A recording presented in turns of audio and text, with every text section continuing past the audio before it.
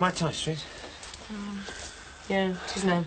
You don't think it's too bright, do you, in the circumstances? No. No, I just don't want to come back and get changed before meeting up with you. Why, what time are you giving evidence? I don't know. Don't know. Coffee, Diana? Please. Has your barrister indicated what time I might be called? Sorry, she hasn't. Oh. Have you phoned Margaret? Damn it, I forgot. I'll do it now. It's a bit late for an invite, isn't it? No, well, you never know.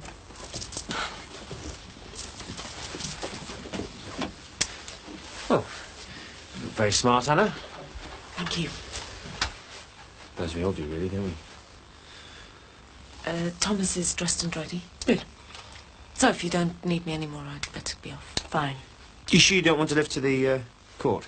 No, I'm all right. It's just Diana and I, we're heading off in a minute. I've already got a lift sorted out. With the Harrisons. Oh. Guess I know how Mike Tyson felt now. Please, Peter, no jokes. Sorry. I better see if Anna still wants a lift.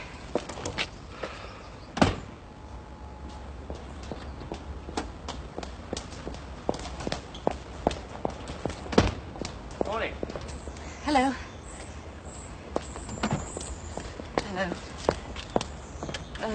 Are we waiting for Mr. Harrison? Oh, no, he's feeling a bit under the weather. The doctor thought it best if he didn't come to the court. Shall we go?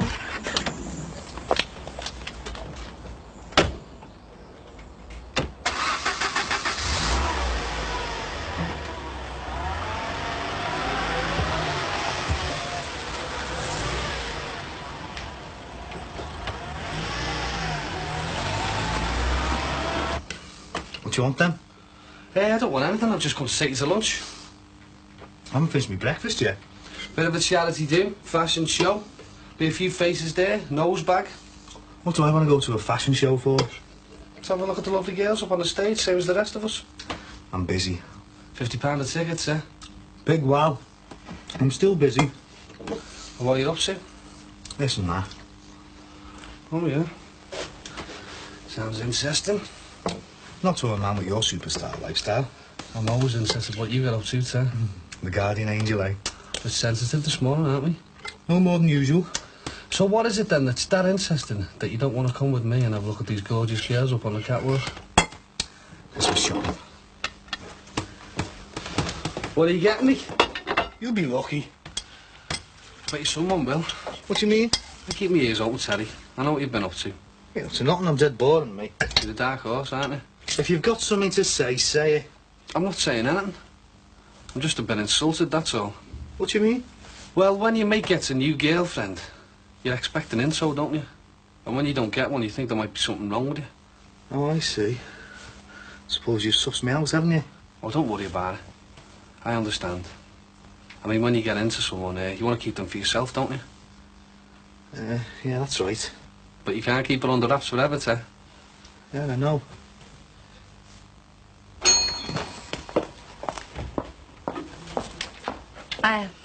Hiya.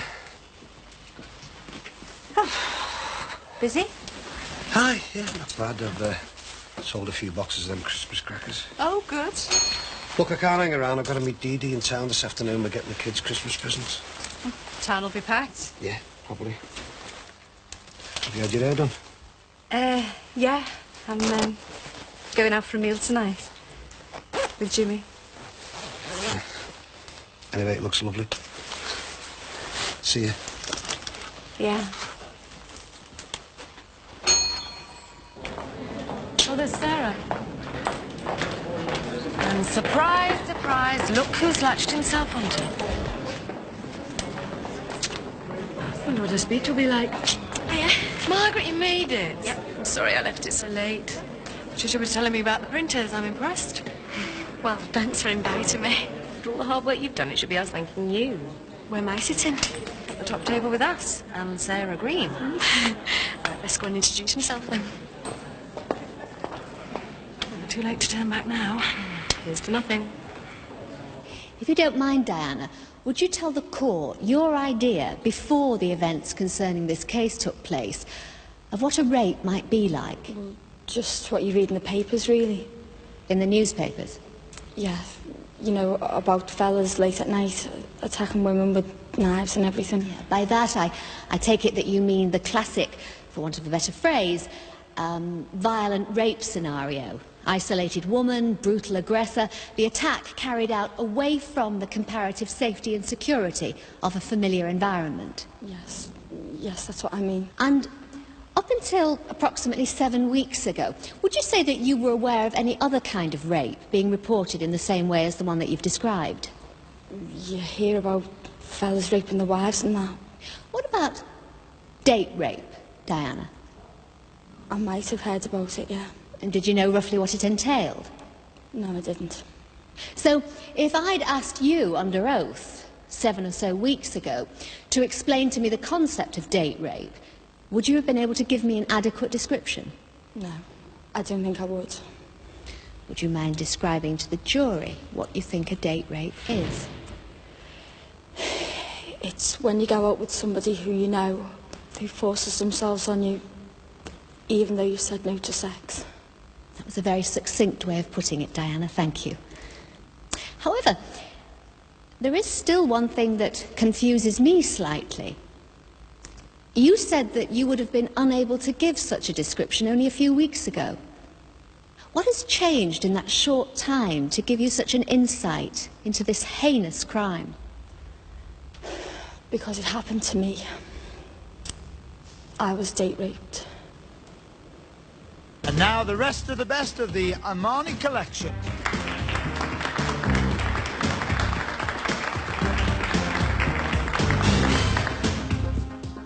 What do you think then, sir? Yeah, I quite like some of this Armani stuff. Yeah, some of it's good, isn't it? Nice to see you looking after our guest of honour for us. Well, I'm doing my best, you know. I'm sure you are. Crack and do, really. I'm surprised you managed to make it on time. Oh, you still haven't got a knock on about last week, have you? I haven't got a narc on about anything. Couldn't get a better offer off Jimmy Corkle then, eh? Your messenger boy, at least he turned up. Well, I'm sorry, it won't happen next time. Next time. No, it's like that, is it? Ladies and gentlemen, a nice round of applause for the boys and girls on the catwalk today.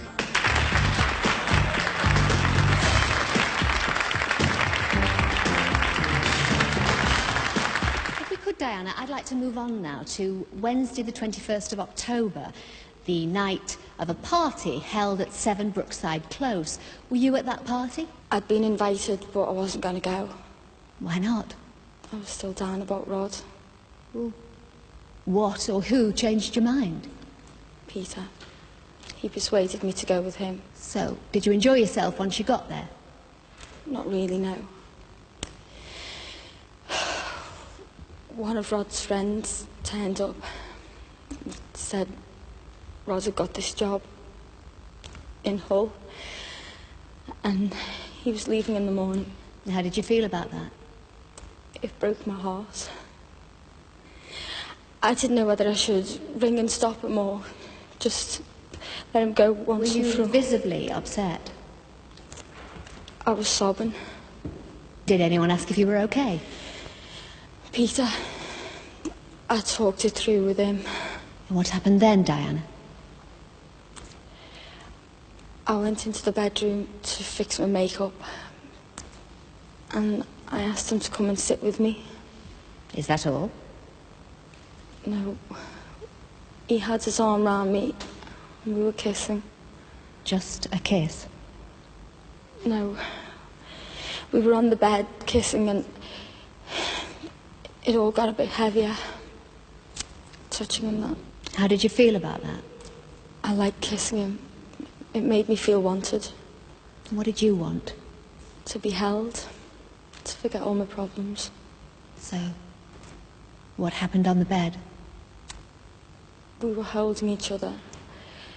And he had his hand on my leg, high up, so I pushed it away. Did you say anything to him at this point? No. We were still kissing and he put his hand on my leg again and on my groin. And he must have undone his own jeans and he just pulled down my tights on my underwear. I tried to stop him, but it was just too strong for me. So this was the point at which intercourse began? Yeah. And you still didn't say anything to him? No. That's when I said no, just as it started. He wouldn't stop. And I managed to push him away in the end, and I just got out of the room as quick as I could. I'm sure you did, Diana. I know I shouldn't have gone in there with him, but... But you said no.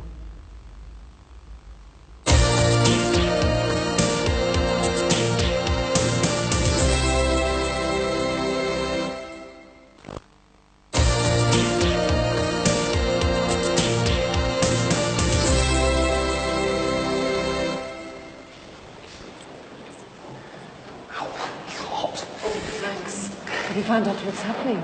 No, apparently Diana's still on the stand. I've just been told I can go home. Well, they're adjourning for the day once they finish with her. This isn't going to be some long, drawn-out battle. It won't. Peter will be found innocent and that will be the end of it. Yes, well, we don't know that for sure, do we? Better start making tracks. Do you want a lift? No, I'll wait until the court finishes and get a lift home with Peter and Mrs. Harris. Fine. Bye. Bye. Thank you for being here, and thank you for being so generous with your time and, most importantly, with your cash. Cheers. Nice one, Sarah. Well, now the fun has only just begun because it's time to move on to our celebrity prize auction, and we have got some tremendous prizes up for grabs today. We'll start the ball rolling with, appropriately enough, 2 signed footballs from Liverpool and Everton football clubs there. And I think they've been donated by local businessman Barry Grant. So let's start the bidding off at £50. Who'll give me 50? Oh, go on, Sarah, I'll give you 50. Thank you. Laying it on thick. £65? Do I hear 65? Thank you very much. She was supposed to be a married woman. She is. £80. Who'll give me £80? Try telling that to Barry Grant. Thank you. £90, ladies and gentlemen. Jealousy act he's doing in here. Go on, Sarah, I'll give you 90.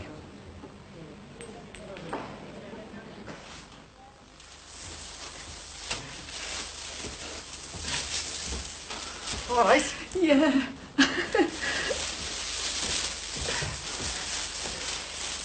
You enjoying yourself? Yeah, it's been brilliant. Well, Karen and I are staying around to recover over a drink later, if you'd like to join us. Oh, Karen, I followed meet Derek after. That's right, no big deal. Hello. Hello. How's it going? Okay, so far. Good. Sarah enjoying herself? It seems to be. Barry Grant is very taken by her. Well, obviously, man of taste. How did it go in court? I don't know. I didn't get past the corridor. Diane's the only person they're calling today. I should have been there for her. Well, you have. Yeah, but not today. I mean, she's got no one else. You're doing the best you can. I mean, what more can you do? Hmm?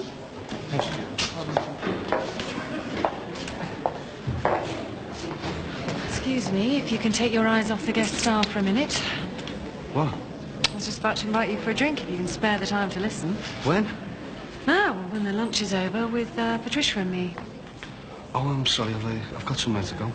Ladies and gentlemen, if I could just have your attention one more time, please. I'd like to make the draw for the £10 note raffle. We've got all the money in here. And remember, there's still a weekend for 2 in Paris to give away. And the winner is Karen Clark.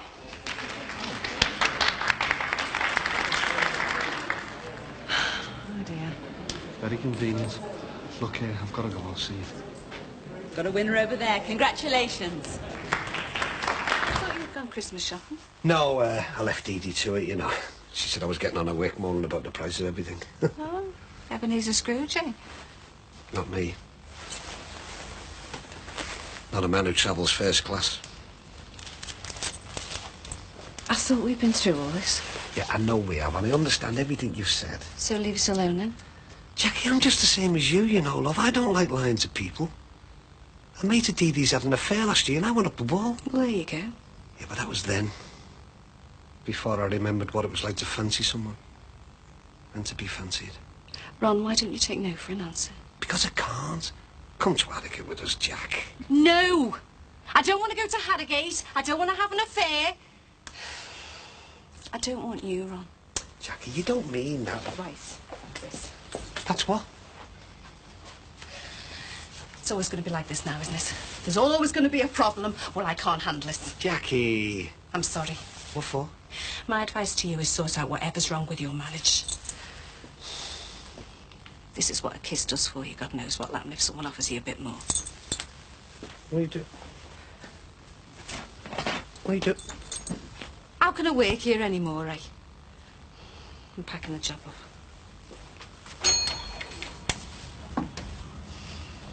Sharon. Jackie? Was Rod a possessive husband? The jealous type? No.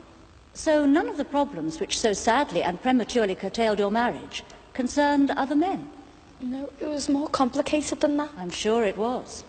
Jealousy is a complicated emotion. And I would put it to you, Mrs. Corkhill, that one of the prime movers in your estranged husband's leaving the marital home was the fact that he could in no way handle the extreme closeness, some people would say intimacy, of your friendship with Peter Harrison. That's not true. He liked Peter. That he was jealous of Peter's helping hand with your learning difficulties. That he begrudged Peter driving you to work every day. That he couldn't stand the ease with which the two of you slipped in and out of each other's company. That he was tired of hearing Peter's name on your lips. And that just after a few short months as newlyweds, he felt so strongly that he was being replaced in your affections by another man. He had no option but to give the marriage up as a bad job. No. No. Do you want to bet on it, then? On what exactly? On the fact that I'll have Barry begging to be taken to Paris with me. What's the stake? On a holiday. I'm not needing him round by whichever part of his anatomy I care to grab in time for the new year. Then you and Max can head for the Champs-Elysees instead. You are on. Shake on it. And on a job well done. It's gone well, hasn't it? Yep. A girl done brilliant. Well, I couldn't have managed it without you. Oh, or Margaret. Don't suppose it would have been quite so much fun by myself. No. I was wondering. Yes? We make a good team, don't we? Yes. And if I were to have a partner, then no job would be too big. You might have something there. How about it? Us partners. Partners?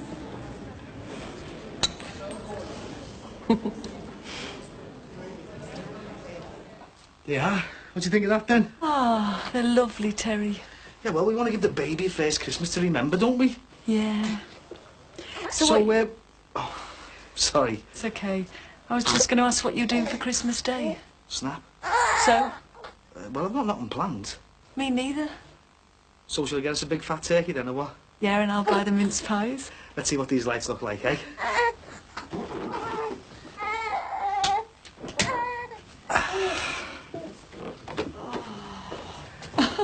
Here you go. Oh, here you are, mate. Look. What do you think of that then? Look at the lights. Oh, they're gorgeous, Terry. Thanks. Oh.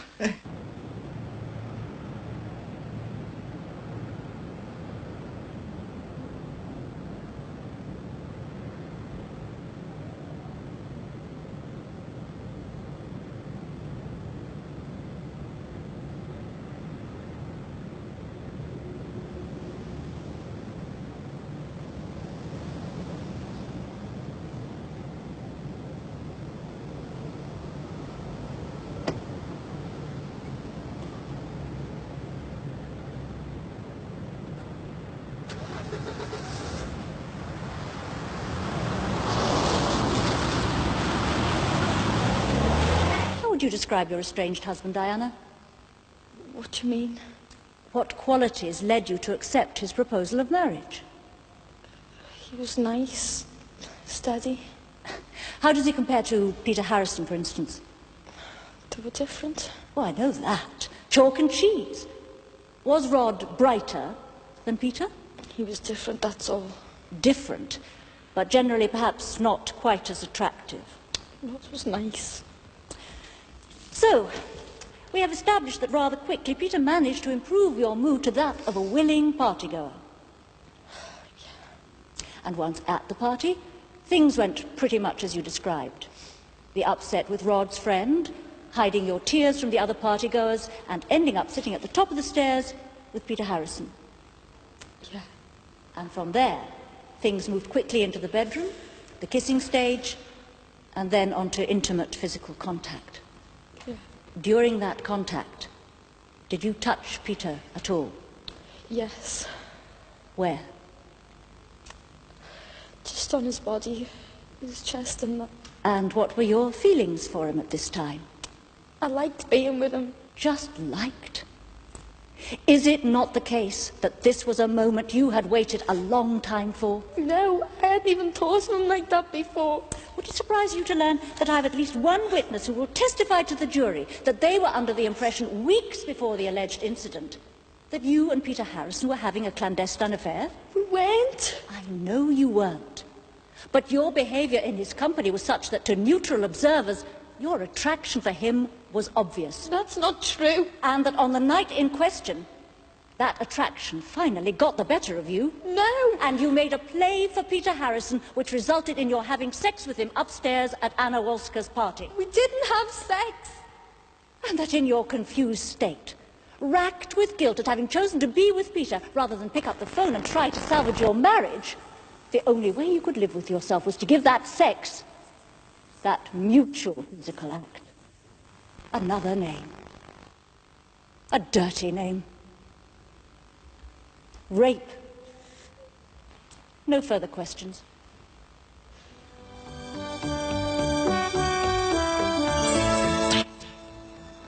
Did you see Sarah Green on Brookside? I know. How about that? Oh, I was watching Blue I Peter know, for very a minute. confusing indeed. And what about Paula Wilcox Oh, as the yes. Judge? She's done all right for herself since she shared a flat with Richard O'Sullivan in the 70s. Very Yes, good. very nice. Anyway, I'll be more Brookside on Monday, or on Sunday at 10:30 you can catch up with all the goings-on in the Omnibus edition. Still to come this afternoon, Judge Judy's at 3:30. There's credit card fraud, then an invalid cheque. Not good at all. And in the Real Holiday Show at 4, a couple are off to visit Freddie Mercury's birthplace in Zanzibar. Very spicy. I bet that's a kind of magic. I bet it is. Oh, that was terrible. That's Even very I good. thought that was terrible. Crikey. Anyway, earlier on we were looking at some of the stories in the papers today, and the ones we were looking at were the fact that student nurses are going to get maternity At pay last, from yes. now on, which we can't believe that's only just, come into practice now. And we were talking about Sherry Blair's dress sense, because she did go to the opening of Parliament yesterday looking... Well, it's a bit of a mishmash, I think you could safely say. Yes, I think safely say. I think, Yes. yes, Hannah, very well put. Very tactful. Let us know what you think about both of those things, the student nurses getting the maternity pay, or what Sherry Blair looked like yesterday, or what she looks like any of the time. Give us a call on 0870 900 86 50. On the same number, you can take part in our competition to win Coronation Street goodies.